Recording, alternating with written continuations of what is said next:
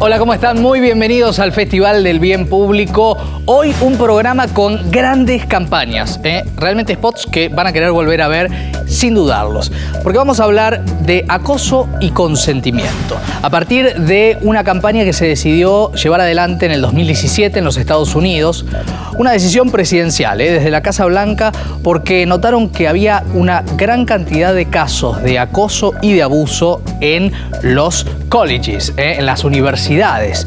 Allí solo el 20% de las víctimas se animaba a denunciar, pero todas, casi todas, 9 de cada 10, conocían a sus agresores, compartían la cotidianeidad, quizás las aulas.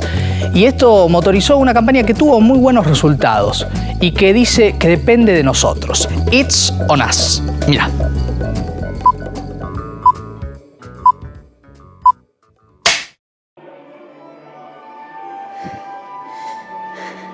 Wow, that is a beautiful cake.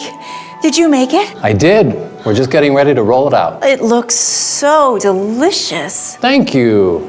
It was actually my idea to match the icing with the piping on the groom's pants. My cake! Shh! You do know there's a reception going on right now.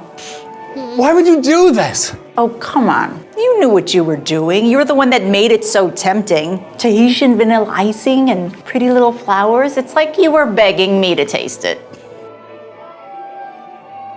You had no right to touch that. Oh my God. And now you're making me out to be the bad guy? Okay. Sister Caterer? He's a real cake tease.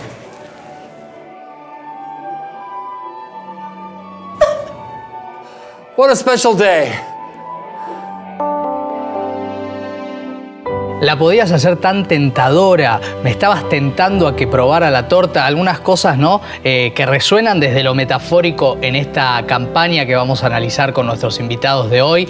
Cintia González Oviedo, bienvenida, magíster en todo lo que tiene que ver con el mundo del marketing, psicóloga, miembro de Bridge the Gap, que ya estuviste en el programa, así que un placer volver a tenerte. Gracias por estar. Gracias, muchas gracias por la invitación. Y desde Rosario, vía Zoom, está Lucho Fabri, docente e investigador. ¿Cómo estás, Lucho? Buenas tardes.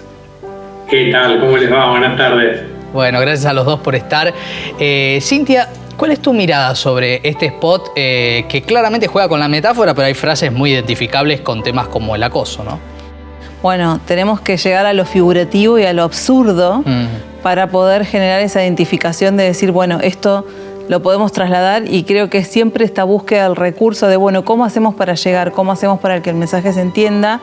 Y creo que eso también está demostrando lo naturalizado y lo invisible que son estas estructuras, claro, estos prejuicios culturales, estos estructurantes psíquicos, creo que podríamos decir, que tienen que ver con cómo pensamos la realidad, cómo pensamos la relación entre los géneros y el consentimiento, donde uno, bueno, obviamente no le queda otra que decir la verdad que esto es absurdo. Sin embargo, bueno, esto sucede con los cuerpos, claro, de muchas personas. Totalmente. Lucho, plantea esta campaña que se dan vuelta a los roles, ¿no? Acá es la mujer la que le dice las frases al varón. ¿En qué lugar nos ponemos los varones? Bueno, me parece que lo que tiene de positivo esta campaña es justamente que a partir de una producción creativa y humorística, ironiza con una situación que claramente no lo es, ¿no? Y que es de mucha gravedad. Pero que los varones, por una cuestión de socialización de género, es decir, de cómo fuimos criados y educados en determinados conceptos de la masculinidad, tenemos naturalizado y normalizado. Y creo que ahí el recurso a lo absurdo, como decía Cintia, es lo que permite desnaturalizar y desnormalizar aquello que se nos presenta de manera cotidiana como parte del paisaje. Me parece que una de las grandes dificultades que tenemos los varones para poder reconocer estas prácticas de acoso es justamente una falta de registro. No tenemos los elementos simbólicos para registrar esas formas de invasión sobre la intimidad ajena, la corporalidad, entre otras cosas. Y me parece que de algún modo estos recursos nos permiten empezar a registrar, quizás con estas vías de entrada, como puede ser el humor y la ironía. Absolutamente. La pregunta que estos spots también nos inspiran es si ante estas temáticas como el acoso hay espacio para el humor. Y lo hablamos con una gran actriz y humorista que toca temas complejos como el que estamos señalando hoy, como Charo López, y esto nos dijo. Cómo cualquier persona puede accionar sobre el cuerpo de alguien y bueno, la torta ahí está como representado como algo que el cocinero hizo y también está esto de bueno, yo lo tomo porque vos lo estás mostrando y también está bueno todo este mundo de yo puedo mostrar lo que quiero, como quiero y no, con esto no quiere decir que esté provocando a que cualquier persona pueda accionar sobre mí. Y hay una cosa interesante del spot que es que hay un enroque. Ahí el varón es el que tiene el objeto, ahí sí es un objeto, ¿no? Que es abordado y avasallado. Y ahí es el varón el que es la víctima. Es interesante ese planteo también. Sí, y es muy interesante el final, el remate que tiene cuando sale la novia que dice, pero ¿cómo puede ser que está pasando? Y el remate del actor es muy bueno también. Es muy bueno como que la novia lo mira siendo a él como culpable, como que él tiene la culpa. Y es lo que pasa todo el tiempo, como cómo vas a mostrar, por qué tenés la pollera corta, por qué te pusiste ese short, por qué estás borracha, por qué volviste sola. Es como todo ese mundo traspolado a la situación esta de la torta que lamentablemente se entiende más cuando ponemos una torta que cuando lo hablamos puntualmente y literalmente. A propósito de eso que decís, Charo, este tipo de campañas enfocadas desde este lugar, ¿pueden cambiar alguna conducta? ¿Pueden tener algún efecto real, crees? Quiero creer que sí. Me parece que si estos temas se tratan con cotidianidad, sin tanto fantasma, ¿no? Yo muchas veces, como dije en el escenario, como parte del material, como a los niños enseñarles a lavarse los dientes y a no violar. Como es algo que existe, no lo tenemos que ocultar más, es algo que pasa. Vamos a continuar conociendo otros spots de esta misma campaña, de esta campaña estadounidense, que tienen que ver con plantear el tema del acoso corrido del contexto. Y vas a ver cómo te hace ruido.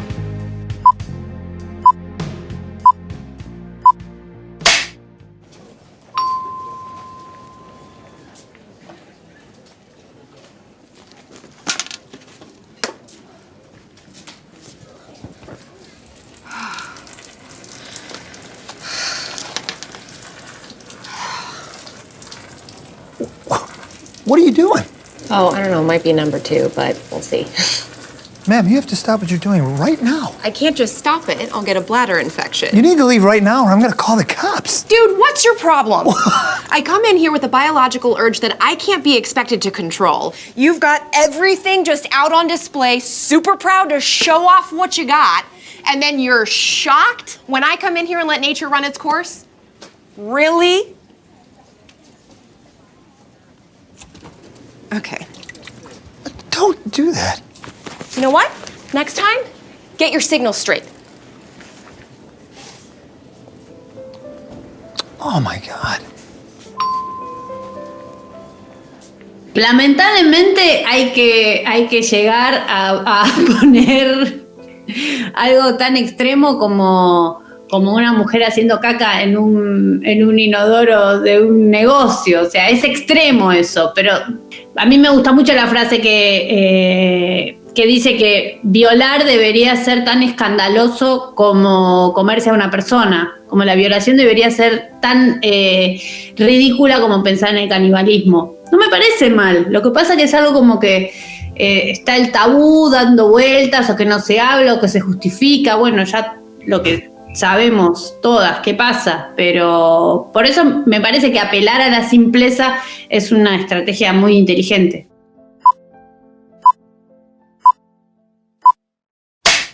I find this neo-cynical piece both repellent and appealing. This is the best representation of conceptual unity I've ever seen. Excuse me? No touching the art, please. Oh my God, you are so funny.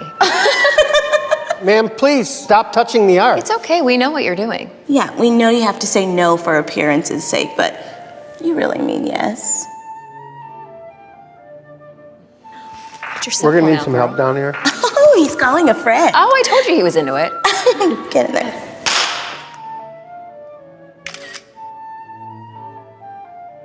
You're gonna look great in my bedroom. Ooh, I'm gonna come. Me pareció espectacular, porque la situación es muy cotidiana, todo el tiempo se vive esto de que de lo ridículo que es cuando alguien dice no me toques, no quiero, no, bueno, dale, pero sí, bueno, incluso hace no muchos años acá hubo una publicidad de una cerveza que decía, te dije no, es nada, y como toda esa psicopatía que se genera con que el no es no y no es sí, si te digo no es sí, es como, bueno, también mucha paciencia, ¿no? Tener que seguir explicando estas cosas, pero es como que siempre se da por sentado que la mujer es como infantil y estúpida y no sabe lo que quiere. Entonces siempre tiene, bueno, de ahí el mansplaining también, siempre tiene que venir alguien a explicarte qué es lo que querés y qué es lo que deseás. Y no es así. Por más que a veces hasta nosotras mismas caigamos en esa trampa de tener que estar preguntando porque no sabemos si lo que queremos está bien, porque también eso te genera como una locura, si toda la información que estás recibiendo es que lo que vos querés no está bien, pero decís una cosa pero en realidad es otra, eso también te va causando como una inseguridad y decís, bueno, no sé si yo sé lo que quiero o no quiero, pero bueno, es parte como de un orden muy simpático que hace el spot ese. ¿Cuál es tu reflexión como alguien que le pone el cuerpo en el escenario respecto del rol del humor en todo esto? Y sobre todo en la sociedad argentina. El humor es bueno, tienes esa herramienta que te ayuda, que cuando el otro se rió está ahí como que hablando la coraza y le podés meter tu pensamiento y a veces se ríen de algo que ni se imaginan que se podían reír. Estos spots son graciosos y si vos decís, bueno, vamos a reírnos del acoso, no nos vamos a reír del acoso porque es algo re serio, pero la traspolación que hacen a la situación causa gracia y me parece que es re cercano. Creatividad y también la posibilidad de movilizarnos, ¿no? De ponernos en un aprieto quizás, ¿no? Para replantear muchas cosas. La pregunta es, y apelo a la psicóloga, apelo a todo lo que funciona dentro de la cabeza, es ¿hasta qué punto hay que forzar el absurdo a corrernos del eje y ver esta situación, Cintia? Esa es la búsqueda del spot, de reflejar una situación absurda donde también en las dos situaciones hay un espacio público y donde las personas están supuestamente haciendo un uso como del espacio público, que bueno, esto es obvio, ¿no? O sea, si está ahí es para usarlo. Hay una apropiación, ¿no? Perdón que uso una palabra fuerte, pero me parece que pasa por ahí, ¿no? Pero es que justamente no es natural y no se espera que vos circules en el espacio público, por ejemplo, a las 4 de la mañana. Y la policía lo que usa también es ese mismo recurso. Es decir, bueno, si está ahí es para usarlo. Claro, absolutamente. Lucho, ¿los varones decodificamos esto? ¿Alcanza con este tipo de mensajes? No sé si alcanza. Me parece que es una buena vía de entrada. Me parece que de algún modo lo que vienen a poner en evidencia estos recursos es que existe una lógica, ¿no? Apelan a la idea de una lógica. Sí. Y esa lógica es una lógica de apropiación. Ahora, quizás el desafío es, después de poder reconocer que ahí hay una lógica en funcionamiento que no es justa, que puede ser opresiva, que puede ser violenta, es reconocerse uno desplegando esa lógica. Claro. Creo que ahí está quizás uno de los mayores obstáculos y uno de los mayores desafíos para interpelar a los varones a sentirnos parte de una lógica desarticular. Claro, absolutamente. Siempre decimos, el dedo que importa no es el que señala, sino el que se señala para reflexionar, ¿no? Eso es lo interesante. Hay muchas frases, Cintia, en estos spots que uno no quiere dar nombres, pero las escuchamos incluso en televisión, ¿no? Ella se lo buscó, vos lo estabas generando. Acá se usa desde la metáfora, desde una torta, desde una obra de arte, desde un inodoro, pero están muy presentes en el discurso social. Sí, quiero retomar esto que decía Lucho de las lógicas, Sí. ¿no? O sea, que esto es lo que se está queriendo mostrar, una lógica que es parte de lo normal y lo natural y por lo tanto invisible. Estas lógicas las tenemos que hacer visibles porque si no, no las vemos. Claro. Es decir, que las personas tenemos distintas significaciones en esta estructura social, no ocupamos el mismo rol en la jerarquía. Están los cuerpos para ser mirados y están los cuerpos que van a juzgar. Yo trabajé muchísimos años justamente en la industria de los estereotipos por excelencia, que es la industria cosmética y de la moda. Y una de las cosas que sucedía con, por ejemplo, las promotoras de los locales de perfumería, es que los supervisores, que suelen ser varones de las promotoras, le ponían un puntaje a sus cuerpos y según ese puntaje iban a un local más lujoso o a un local en una zona más de la periférica, digamos, de Buenos Aires. Es decir, que hay ¿Esto ahora? Esto hace 2 años. Entonces, hay una jerarquización de los cuerpos. Es decir, Claro. que los cuerpos tienen una jerarquía y esto solamente va a ser en los cuerpos de las mujeres. Absolutamente. Lucho, hay también una pugna en cuanto a el poder de no querer ceder un montón de situaciones opresivas o de acoso directamente, para decirlo sin eufemismos, ¿no? ¿Cómo lo lees? Claramente quienes vienen movilizando esta agenda son las mujeres feministas, las diversidades y disidencias sexuales, y los varones en general nos encontramos en una situación como de desorientación. ¿Cómo puede ser que esto que yo tenga tan normalizado y naturalizado de repente es verbalizado como una forma de acoso, ¿no? Claro. Me parece que muchas veces reaccionamos de manera defensiva, a veces de manera defensiva ofensiva, tratando de tergiversar los discursos que los feminismos vienen a plantearnos, y otras veces hay un espacio de permeabilidad que nos permite empezar a identificar cuáles son los efectos nocivos de nuestras prácticas y de algún modo empezar a sensibilizarnos, ¿no? A empatizar con el sufrimiento de nuestras compañeras. Absolutamente. Y acá lo voy a unir con el spot que viene, que habla del té, de una costumbre inglesa, de una linda costumbre inglesa, ¿no? Hasta literaria, si quieren. Bueno, acá se utiliza bien la metáfora, se plantea que no todo lo cultural es bueno y que nadie debe ser obligado a nada. Miremos.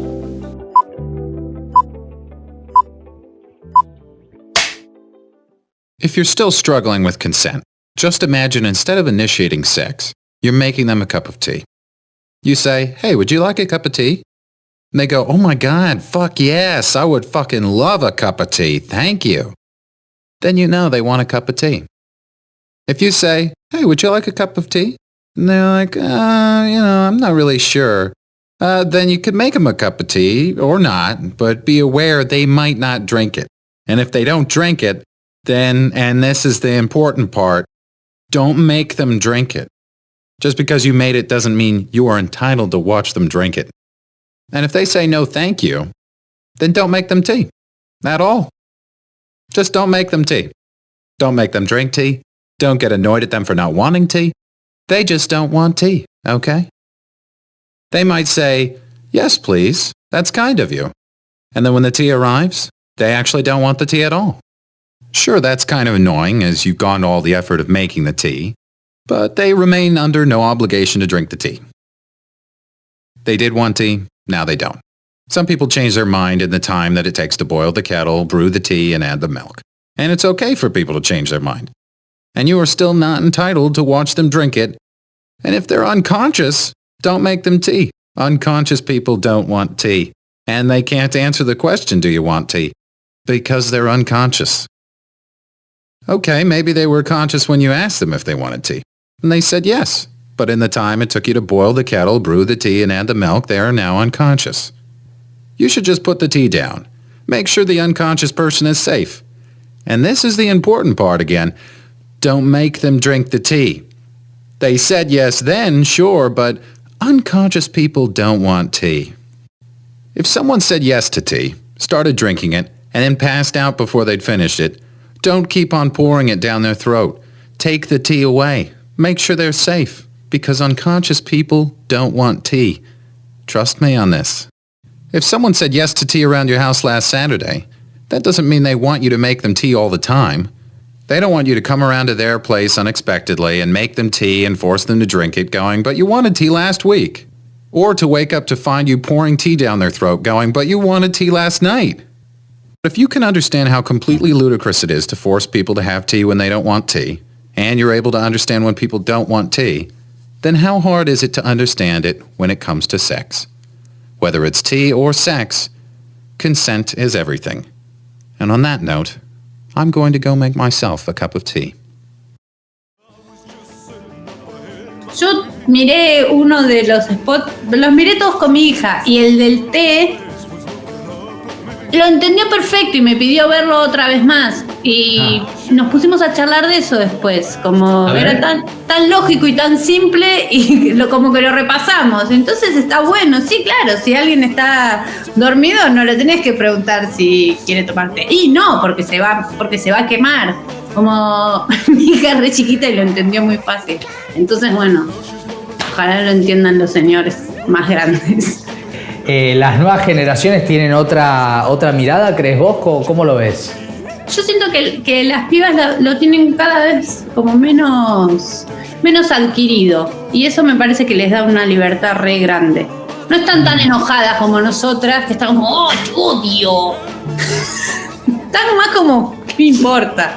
Y me parece re sano eso, me encanta. Ahora, con algo tan sencillo, pregunto, Lucho, ¿cómo lo leemos? ¿Está bien este tipo de mensaje, este tipo de discurso? A mí me encanta este spot, la verdad. Vi una versión ahí también, no me acuerdo si es Argentina o algún otro país de Sudamérica, que se hace con el mate. Bien. Yo lo utilicé bastante a este recurso en unos talleres que hice sobre consentimiento y complicidad machista en escuelas secundarias durante el año pasado. Y la verdad que funcionaba muy bien como disparador, porque además, como despliega varias escenas donde se pone en juego, digamos, el respeto o no por el consentimiento ajeno, también produce una risa incómoda en los varones que lo están mirando, porque de algún modo se van identificando en varias de esas escenas donde lo que se pone en acto, vos hablabas, Maxi, de la cultura, lo que se pone en acto es la cultura de la violación.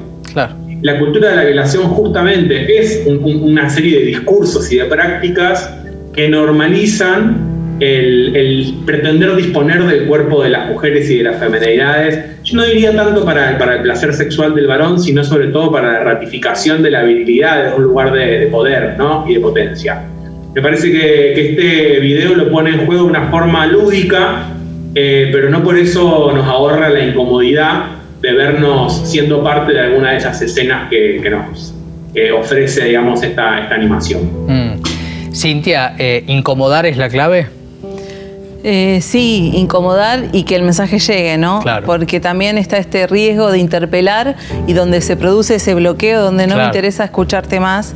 Y puedo contar un montón de situaciones que sé que han sucedido donde quizás el estilo, el tono, el ejemplo ha hecho que se bloquee y se pierda una oportunidad pedagógica. Claro. Esto del consentimiento y esto de los grises es algo que también nos interpela a las mujeres y a otras identidades. Es decir, que muchas veces estás en una situación donde es o no es, ¿no? Claro. Esto me pasó o no me pasó. De hecho, hay registro de que muchas veces el estrés postraumático tarda muchísimo tiempo hasta que vos te das cuenta de lo que sucedió. Es decir, que esta multiplicidad de situaciones que muestra este spot con el tema del té, muestra justamente todos esos grises donde pareciera que no sabes hasta qué punto, no, pero si ya estuve en esta situación, si ya llegué hasta acá, ya tengo que aceptar todo lo que venga. Entonces creo que no es solamente para interpelar a masculinidades, sino a toda la sociedad. Absolutamente. La verdad es que es un placer la charla que estamos teniendo y lo que nos ayudan a pensar Cintia y Lucho, y vamos a continuar después de la pausa, también incluyendo otras miradas, la mirada de las redes sociales, la mirada de varones que dicen, bueno, ¿desde qué lugar nosotros hablamos de estas temáticas? Todo eso enseguida seguimos con más del Festival del Bien Público.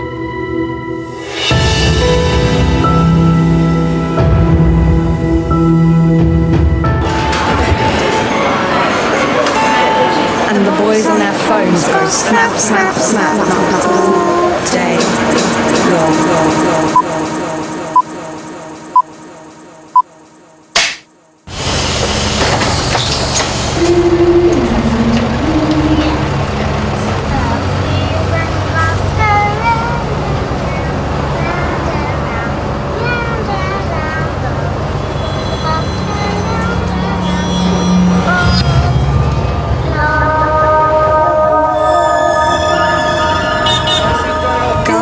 school. Glance left, right, left. Reach for their phones.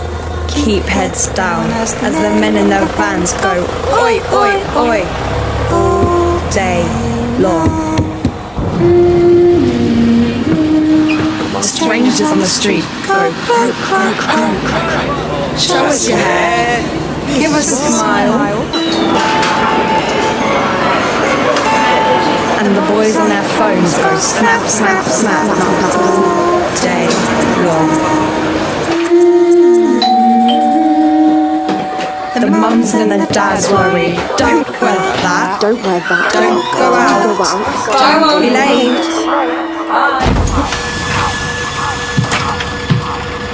And everybody shrugs. It's part of growing up. All day long. I say it's not okay. Digo que no está bien. Ese es el hashtag de esta campaña. Una campaña realmente muy importante, porque en Inglaterra, donde se realizó, a partir de este spot, empezaron a considerar el acoso callejero como una forma de violencia de género. Nada menos, ¿no? Cintia, la potencia que tienen las campañas. Hay cierto sentimiento o sensación de que el piropo o el acoso callejero es algo menor. Creo que esto se está revirtiendo lentamente, pero venimos como un poco de ese paradigma, ¿no? Donde hasta se satirizaba la palabra cosificar, ¿no? No me cosifiques. Sí. Y esto sucede como en muchos ámbitos. Sin embargo, cuando el gobierno de la ciudad de Buenos Aires sacó un spot sobre el acoso callejero diciendo que el 99% de las mujeres o el 100% de las mujeres habíamos sufrido acoso callejero, recuerdo que en las redes sociales hubo como una gran protesta como diciendo, bueno, ahora todas son acosadas. Es decir, una virulencia que genera el hecho de que pareciera que ahora todas somos acosadas y queremos ser protagonistas del acoso, ¿no? De hecho, había algunas consultas donde a qué edad vos tuviste, por ejemplo, el primer comentario que quizás ni siquiera lo pudiste interpretar, claro. Y en general el promedio era 9 y 10 años. O sea, a partir de los 9 y 10 años, las mujeres, las niñas, empezamos, y esto es como que hay un descreimiento, no sé qué opinará Lucho, pero hay un descreimiento de los varones, incluso los varones cercanos, como diciendo, no puede ser que todas a esa edad vivencien esto, ¿no? Claro. Lucho, mucha naturalización, ¿no?, de este tipo de situaciones. Claro, porque bueno, antes nos preguntábamos en relación a la incomodidad y claramente esto es incómodo para los varones porque asumir que el 99% de las mujeres sufren acoso tiene una otra moneda, ¿no? La otra cara, perdón, de la moneda, digo, que es asumir que entonces sabemos un montón de varones que acosamos. Si uno se pregunta cómo puede ser que en su grupo de amigas casi todas hayan pasado por situaciones de acoso, pero no imagina siquiera, digamos, que en su grupo de amigos muchos hayan ejercido esos acosos, no nos estarían dando las estadísticas. Entonces me parece que lo que viene a hablar esto es de que nos faltan espacios de conversación a los varones para poder problematizar cuáles son nuestras prácticas. Me parece que estas campañas lo que pueden tener como potencia, además de interpelarnos en términos personales, es ofrecernos la posibilidad de la conversación. Creo que esa es la potencia que pueden tener estas piezas publicitarias, ¿no? Absolutamente. Y hablando del lugar en el que nos ponemos los varones, desde las redes sociales 2 varones crearon una movida interesante, con humor, con autocrítica, para plantear esta situación desde nuestro lugar. Se llama Privilegiados y acá lo conocemos.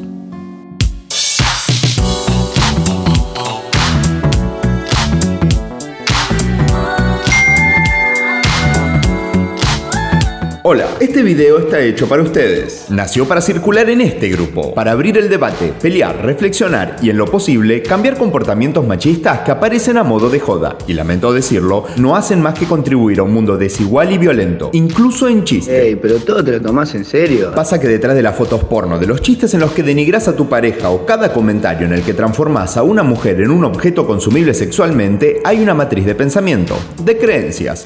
Eso es lo que se llama patriarcado. Uy, de nuevo con esa garcha del patriarcado. Yo no entiendo de qué hablan, si la bruja a mí me tiene agarrado de las pelotas. Ay.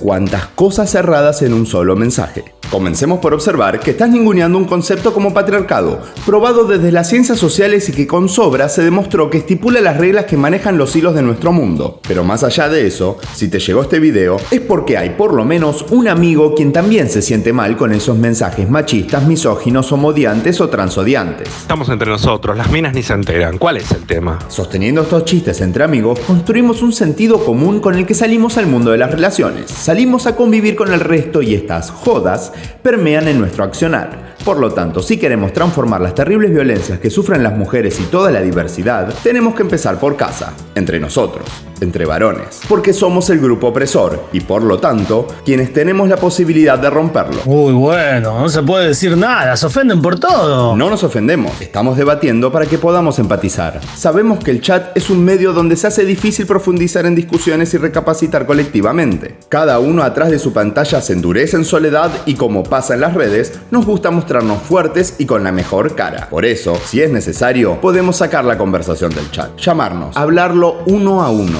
O también, podemos animarnos a definir nuevas reglas sobre lo que queremos que circule en el grupo. Es posible que a alguien no le interese leer comentarios violentos, denigrantes o que parecen hacerse eco de los peores personajes de la historia. O le incomode, le moleste y le den ganas de bajarse del grupo. Pero ¿por qué se perdería del resto? De la parte que sí le gusta, de la humanidad, amistad y solidaridad que por ahí también circula. La solución no es individual. No se trata de andar borrándose de los grupos, sino de empezar a dar vuelta a los sentidos comunes. Se trata de encontrar consenso donde todos estemos cómodos.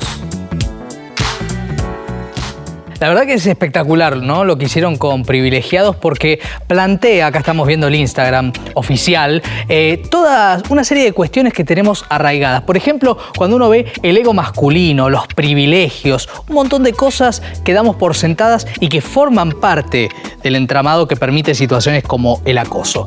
Hablamos con sus creadores. Ellos mismos se interpelaron para llevar adelante este proyecto y realmente creo que nos va a movilizar mucho. Privilegiado se puede decir que existe gracias a los feminismos, gracias a la construcción de teoría feminista. Nuestro marco son los feminismos. Y dentro de los feminismos podemos encontrar también un montón de literatura y de contenido sobre masculinidades. Yo soy guionista, él es director, y sí, estábamos haciendo una peli, gestando una película, planificándola, y todos los contenidos que íbamos manejando se nos empezaron a cruzar a través del 2015 con una perspectiva de género. Tenía muchas feministas alrededor hablando del tema, por lo tanto, cada vez que hacía un contenido no podía dejar de pensar en estos asuntos. Pero no con la potencia con la que en el 2015 se nos hizo presente a Andy y a mí, en donde dijimos, pará, vamos a trabajar sobre esto.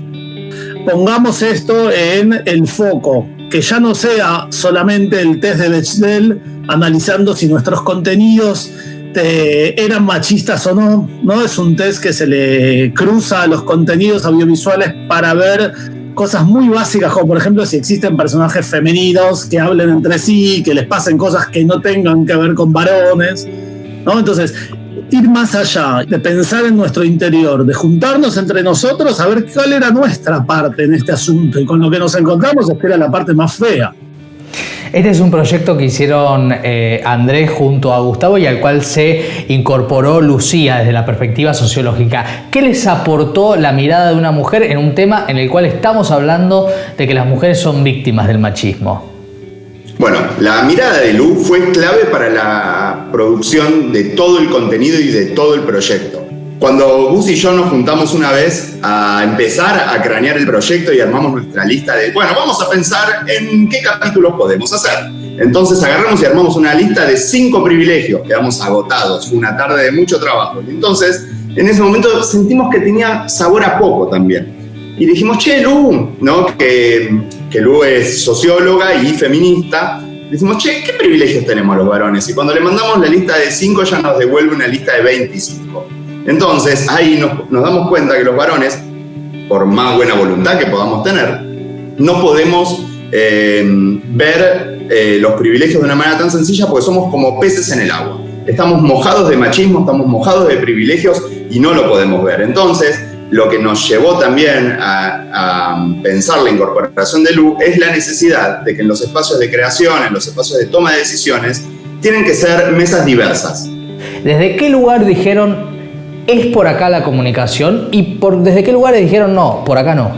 Estamos hablando desde la pirámide, desde la punta de la pirámide para la punta de la pirámide. Y sabíamos desde el inicio que, incluso pensándolo estratégicamente, no servía señalar a nadie. Primero porque no era honesto, era ponernos a nosotros en un lugar de superioridad, que no existe, porque realmente hasta el día de hoy seguimos observando nuestros propios privilegios y nuestros propios machismos a la hora de hacer los contenidos. Y cada capítulo nos interpela primero a nosotros y después va al guión. Pregunta breve final. ¿Tienen haters? Bueno, por suerte no tantos como se piensa en realidad. Tenemos algún que otro varón que a mí me encanta cuando llegan, porque a veces llegan como diciendo ¿cómo puede ser que digan que tenemos privilegios? Y en vez de enojarnos, ¿no? Y responder por ahí de manera reactiva, de la manera masculina, machista, respiramos, pensamos un poco y desde la pedagogía y desde el activismo empezamos a charlar. Hay varones que se dan vuelta, que terminan como repensando Entonces, lo que está bueno de nuestro perfil es que los varones que se acercan a preguntar. ¿Hay algún que otro hater? Por mes te puedo decir que hay 2 que por ahí escriben insultándonos, se bloquea y seguimos de largo. Pero no muchos. El 2018 fue un año en el cual se habló mucho, hasta desde el espectáculo, del tema del acoso.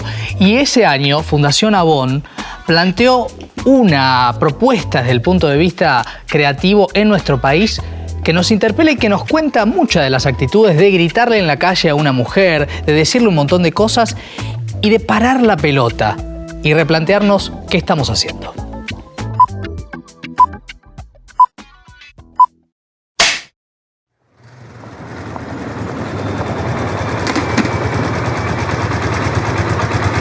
Ah, bueno, estás para el secuestro. ¿Sabes todo lo que te haría? Boludo, pará un poco, pará un poco. Pará, mirá lo que es eso. Dale, ¿qué te haces? ¿No te das cuenta de la asustás a la chica?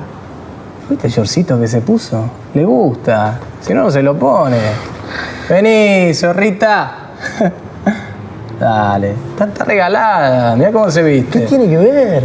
¿Qué tiene que ver cómo se viste? ¿Por qué no se va a poner el shortcito si quiere? ¿Que depende de cómo se viste que pueda andar tranquila por la calle o no? De verdad te digo, no está bueno darle miedo a la piba, le estás traumando así. ¿Qué te pasa? Pará. ¿Qué es violento lo que estás haciendo? Eso me pasa. No entiendo que te divierte, que se asuste. ¿Cuál es el asunto? ¿Cómo me va a divertir, no? Es que no sé, no entiendo. Le estás acosando así. Pero, o sea, le acelerás la moto como si la fueras a perseguir. Pará, no, tampoco para tanto. Está bien, pero es que no está bueno que salga a la calle con miedo de que un tipo le diga, mirá que si quiero te hago lo que quiero. No está bueno. ¿Qué sos, un animal que no te podés controlar? No, te entendí. De verdad te lo digo. Que las pibas tengan miedo de andar por la calle, que tengan que pensar por dónde van, que tengan que pensar qué ropa se ponen, que tengan que tratar de estar acompañadas, que tengan miedo de andar por algunos lugares porque se van a cruzar con nosotros. Todo eso es violencia. Si tenés algún amigo que lo hace, frenalo. Hacerle entender lo mal que las hacemos sentir, el miedo que les da. No es gracioso, no está bueno. No te quedes sin hacer nada cuando ves que pasa esto. No seas boludo, no te quedes callado. Y si no te da para hablar así, por lo menos empezá compartiendo este video. Ahí va, compartilo.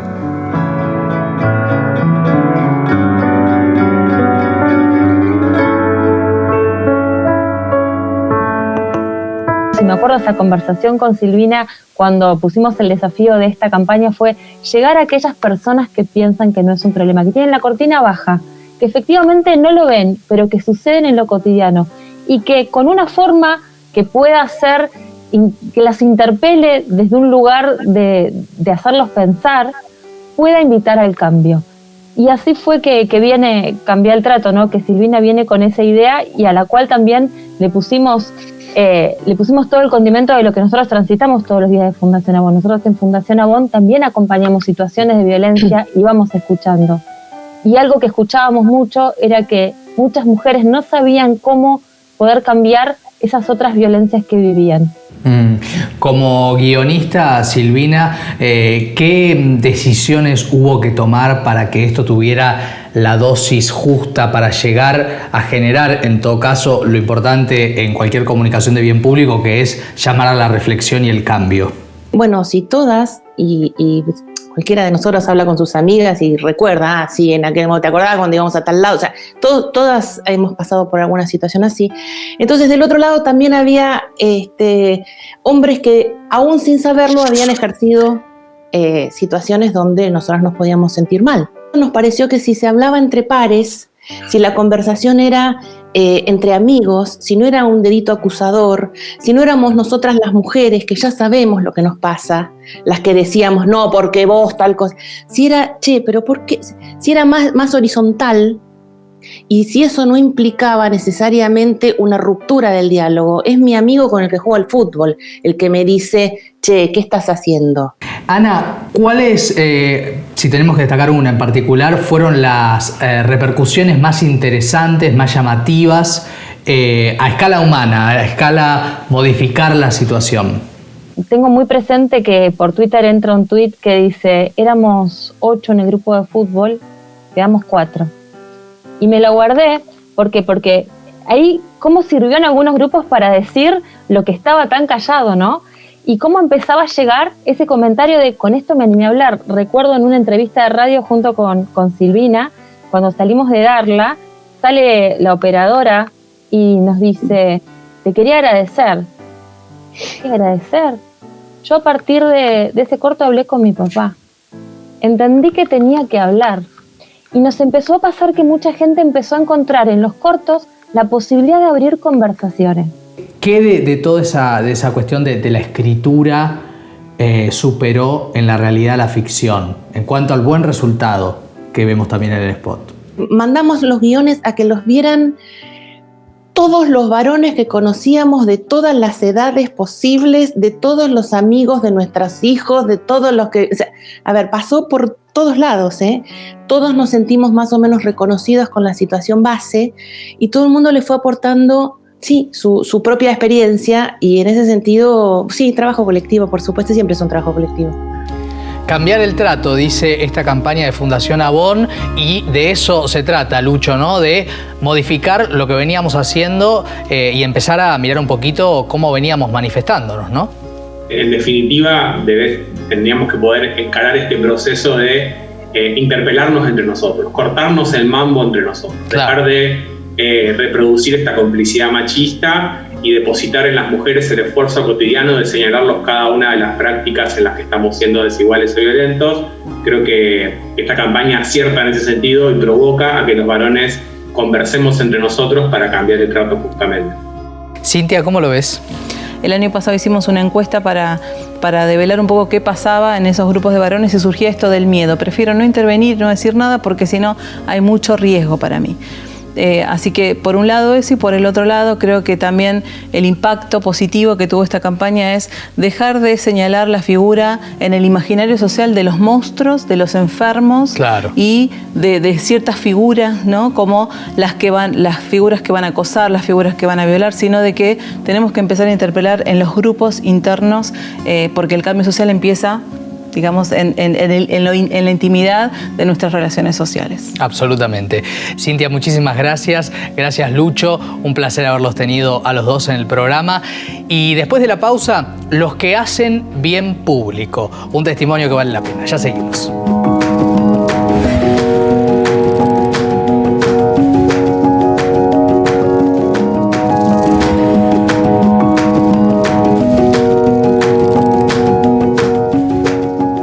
Y hablamos ahora de los que hacen bien público, de los que se comprometen socialmente para cambiar la vida de los demás, ¿eh? De eso se trata. Y está con nosotros Evelina Cabrera. Gracias por estar con nosotros. Una joven con una historia de vida, de compromiso, hoy presidente, quien preside todo el movimiento femenino del fútbol, pero con una historia vinculando la inserción social y el deporte, ¿no? Sí. Y esa perspectiva que muchos reconocemos como los que hacen patria, los que le cambian la vida a los demás.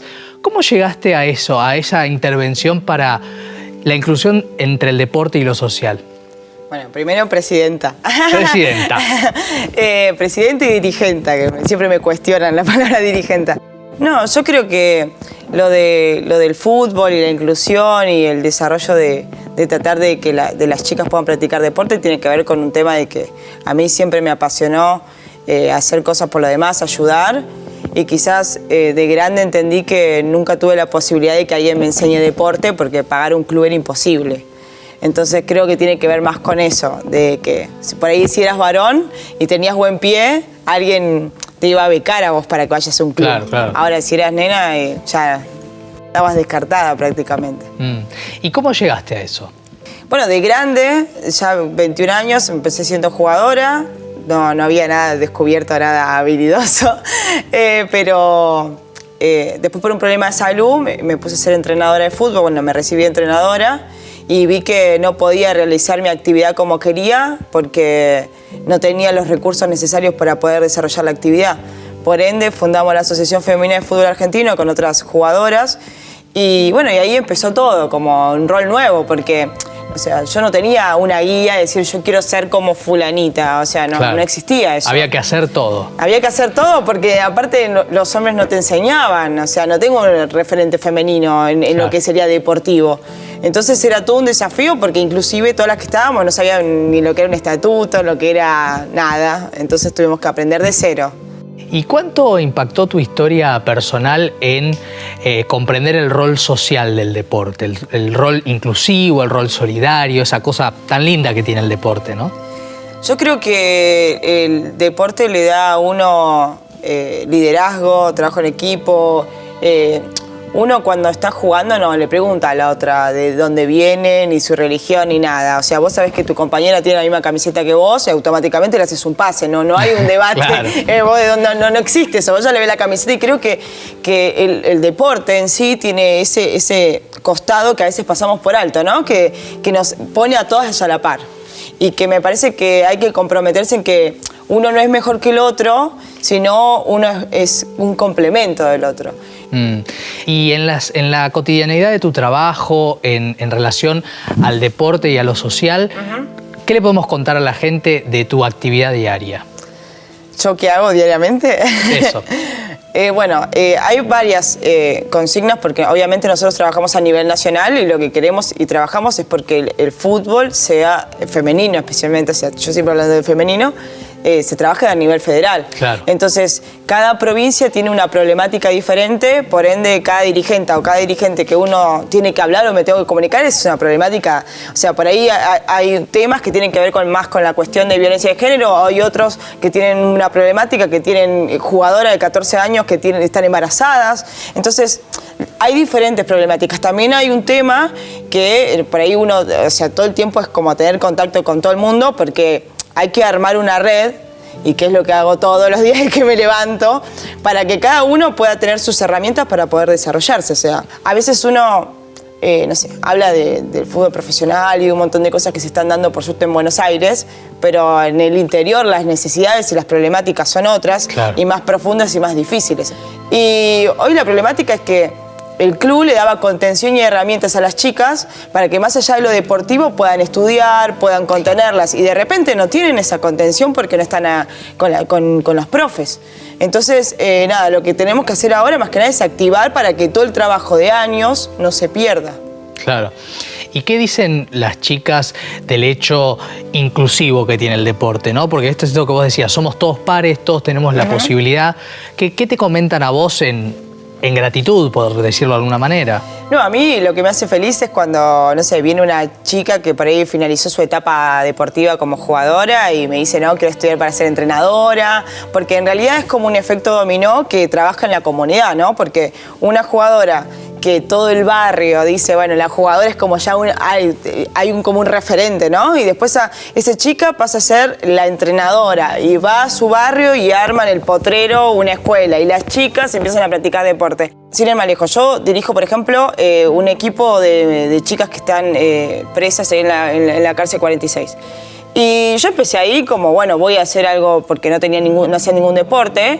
Y hoy en Córdoba una chica me mandó un mensaje por Instagram, yo quiero hacer lo mismo que vos acá. Y lo empecé a hacer y hoy hay otros lugares donde se empiezan a hacer deporte dentro de lugares que por ahí Es muy loco decir esto, pero por ahí los hombres tenían un espacio para hacer deporte y las mujeres no. Claro. Y quizás no es el contexto, sino el problema es el género. Entonces, que poder proclamar y hacer que otras repitan lo mismo está buenísimo. Eso es lo que a mí me gusta. ¿Y tu sueño, el ideal, la meta? Yo creo que no tengo voy construyendo día a día. Me parece que es eso, porque a medida que pasa el tiempo, las problemáticas son otras, y quizás hace 5 años atrás no estábamos hablando, no sé, de estas cuestiones, ¿entendés? Entonces me parece que a medida que va pasando el tiempo, mis objetivos van cambiando, así que no tengo una meta, digamos. Evelina Cabrera, presidenta, muchas gracias. No, por favor, gracias por la invitación. Nosotros nos vamos la próxima semana, más creatividad y más personas como Evelina que hacen bien público. Gracias, chao.